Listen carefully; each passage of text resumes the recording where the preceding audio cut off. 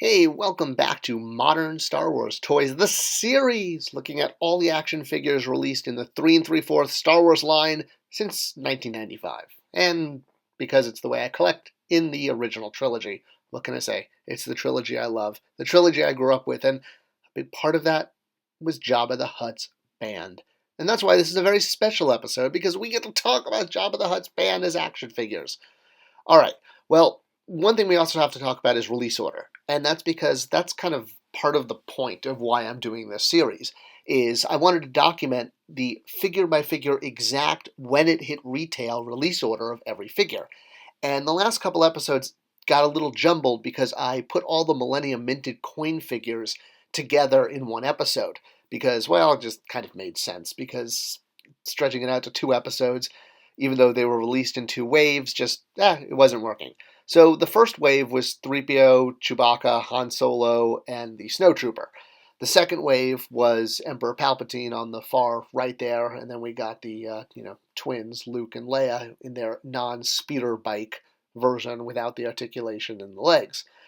So this wave followed up several months after, and in between the first wave and then the second wave with Luke, Leia, and Palpatine, we got the Jabba Dancers. So that hence which we did the last episode.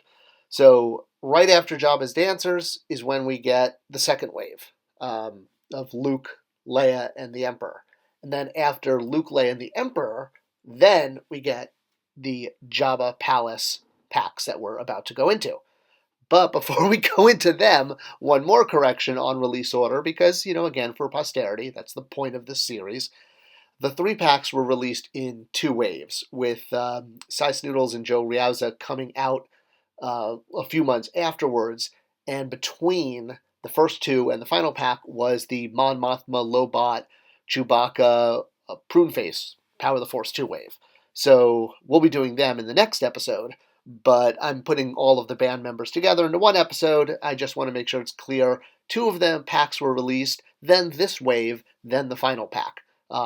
Just for posterity. And, actually, no, the final pack was the Max, Rebo, and Dota. Excuse me, I want to make sure that I'm noting the correct one. Okay, so let's jump in. Let's talk about the Jabba the Hutt's Palace band. Some of the most toyific, toyorific, toyetic is the term you're looking for, Scott. Toyetic characters in the Star Wars licensing catalog, especially because of, Max Rebo, and they really stood out, especially because, it was a giant musical number in the middle of a, evil dungeon throne room of monsters. So you could see why this really appealed to young children in the 80s, and you could only get them as toys in a 3-pack that came with their instruments, especially because Max Rebo needed quite a large instrument, and that would have never fit inside of a basic blister. So it kind of makes sense why they were bundled, but because of this, because they were never released on single card, they get left out of the official count of the 92 or 96. And I think they should count, even though they weren't on single cards. I mean, today we count figures that are released in all sorts of crazy ways, even ones that are mail-aways with cereal, or in Millennium Falcon carrying cases. Well, the modern line released them in 2 packs, and it combined both the original band with new members that were added for the 1997 special edition. And the new members also included in the expanded dance troupe, as well as background drummer and additional singers and percussionists, I guess would be the way to put it. So bigger band, specialer edition. Hey, with these packs, you could make the original band, and of course, they paired an original band member with a special edition band member, probably to get you to buy the entire set, because, that's how toy companies work. Doesn't make them evil. All right, let's talk about Max Rebo, the blue elephant that gets made as a ton of toys and is constantly incorrect. I know, it's a thing. So yeah, we all love Max Rebo, right? He's the huggily, squashily Star Wars blue elephant. Well, not really. He's not so much a blue elephant as he is kind of like a two-legged seal, I guess would be the way to put it. Looking especially at the maquette that was his pre-production design, you can see that what we often mistake as his fingers playing the keys are actually his toes. The flippers are his ears, his front feet, his front appendages are what we assume are his ears, that we think of as an elephant. So, yeah, I mean, of course, you look at it and immediately you can see elephant with hands on keyboard, and that is what it looks like. But his body ends there. It rests right on that cushion. There's no more because those aren't his hands, they're his feet. It, even in the original costume on set, you can see that in that top left picture. But yeah, different media and a lot of consumer products over the years have definitely led to the impression that Max Rebo has two legs when he really should look more like this. This is how he was originally designed, and this is what he looks like on screen. It just, because of the way he's moving his toes, and we're expecting to see hands, we see hands. Now, of course, it hasn't helped that other Star Wars media have portrayed his species as bipedal, and that obviously contributes to the confusion. And even the official character guides have painted his species and shown them as completely, standing on two legs. The biggest offender, I think, was the original action figure, since this sort of established what he looked like to so many Star Wars fans, young and old. But yeah, you take him out of his large instrument, and he is a giant naked blue elephant. And they they didn't exactly give him the extra paint ops that weren't going to be seen, since he would have been displayed ideally inside of his keyboard thing. I kind of hoped in Mandalorian, since he made an appearance, he would get up and walk around and establish the fact that those aren't hands, those are legs, and surprise a lot of fans, but also redeem others. Either way, we got him in the modern line, and he came packaged with Doda Baduwamido. I'm just going to call him Doda going forward. So Doda and Max being the headliner and owner of the band. So it's the Max Rebo Band, but this is Max Rebo, and that's a pretty darn big accessory. And the new figure didn't really help in the whole quashing the fact that he is a naked blue elephant. Well, at least they gave him paint ops and painted his diaper. Diaper? I don't know. I don't want to insult anyone by calling it that. It's probably like a traditional garb from his species, which doesn't exist because he doesn't have legs. Okay, let's move on. Droopy Mccool, the character who could only be named in the 1980s. I don't know how he was designed, but I certainly know how he was named because he was released in the 1980s, and everybody was Mccool in the 80s. All right, so he's part of the percussion, I guess, section now of the Max Rebo Band. He used to be the sole backup behind Max as the lead instrument, but now he joins others because, the special edition, and hey, the figure was actually a really good representation of the costume in the movie, both the original vintage figure and the modern one. They're extremely similar. I dig the modern one a lot. He is in, permanent playing an instrument pose, but you can kind of get around that since his hands do kind of, go down a little bit to his waist. Not as much of an offender as some of the figures we're about to get to as far as, one pose possibilities. All right. So moving on, finishing up the vintage members of the band is the beloved, the beautiful Cy Snootles. I didn't know she was from Palawick. I never knew that. Well, hey, you learn something every YouTube video.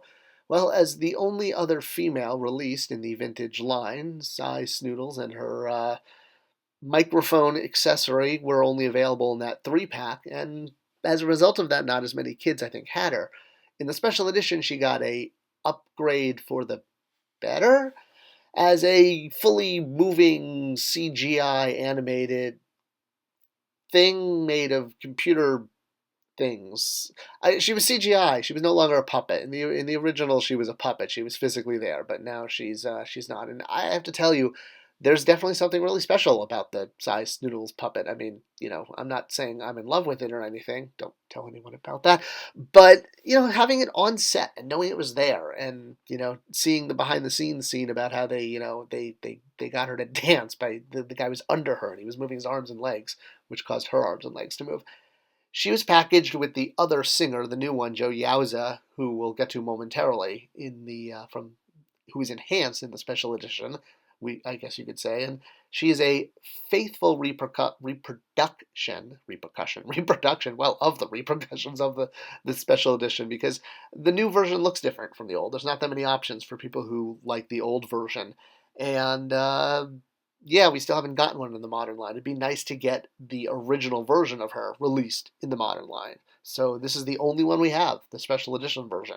She's never had a remake. She's a one and done, although she did have a re-release, which we'll cover in a bit of time. But yeah, I still kind of, there's definitely something about that original band with the three members, and getting original size Snoodles, I think, is part of that. So hey, Hasbro, if you watch the series, there's a figure you could easily do, maybe. All right, let's get on to the new members of the band that were digitally enhanced or costume player enhanced, and that included two new percussionists and a singer. So Joe Yowza, packaged with size Snoodles in her I'm singing pose, as was he. So yeah, this whole pack was basically diorama fodder. All right, so interesting with Joe here. Joe Yowza, the Yuzum, that's his species, was in Return of the Jedi. There was a lot of concept art actually about this species, and that's because not only was he hanging out in Jabba's palace, but the Yuzum species was designed to also be on Endor, which we also, if you recall, you wind up there in Return of the Jedi. The back end half of the movie, a good chunk of it, if you've never seen it, takes place on Endor. I'm just kidding. Obviously, you guys have all seen it. So yeah, he was supposed to be on Endor, which is the place where the Quaker Oats man lives, as well as other Star Wars characters. And this was essentially just updated into the special edition, and much like Size Noodles, was created digitally instead of the original puppet that is only seen bolted to the wall in Jabba's palace. He doesn't actually move around in the original. So, but yeah, he was there, and I like the look. Again, I think that would be great to get a figure of that. So, all right, well, let's move on to the other new additions. So we have Doda Bao Dawan Bada. We have Doda, who is playing another instrument, which I'm sure has an official name and a Wikipedia entry, but hey, look it up yourselves. Not the only new Rhodian to join the cast, so it's amazing how the skin like wrinkles like a costume and not like skin. Anyway, couldn't they spend money on that? I mean, you think they had unlimited budget. All right, well, it's always nice to get a Rhodian, and especially one that is not Greedo, and one that's dressed in such bright colors. You rarely get orange and dark maroon red with a green skinned character. In fact, I can rarely think of another example.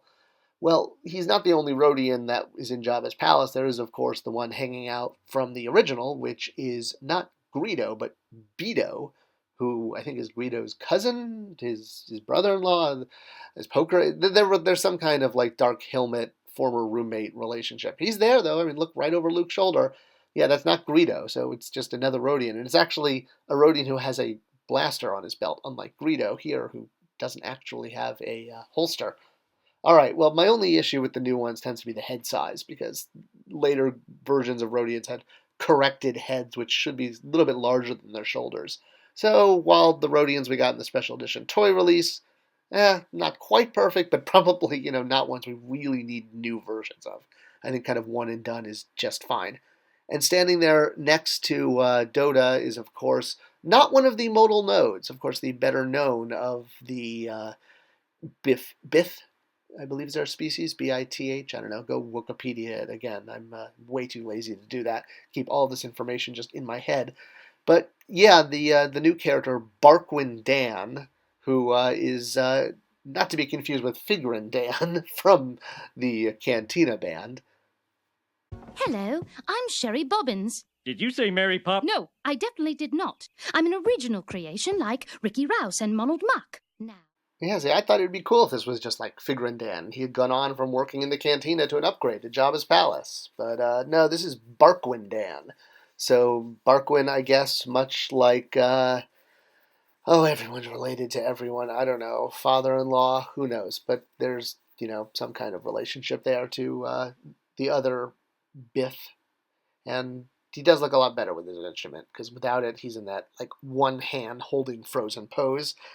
And while other figures are forgiving, it's tough with him without the instrument. I think he's the toughest of them all, although, of course, Joe Yowza's in that permanent, like, let's go already pose. And I don't know, Doda, you could kind of move his hands around a little bit. Either way, these packs did a lot to expand Jabba's band, but we weren't finished with it quite yet. There were other characters, especially, because of the special editions. They're the entire persecutor of this, and we got his drummers over two different series, both the 30th anniversary and then following up that, they both came with half the drum, and then you could combine them. And then the, what is it, not percussionist? I don't know what kind of instrument this is. Well, I guess it's like a harmonica.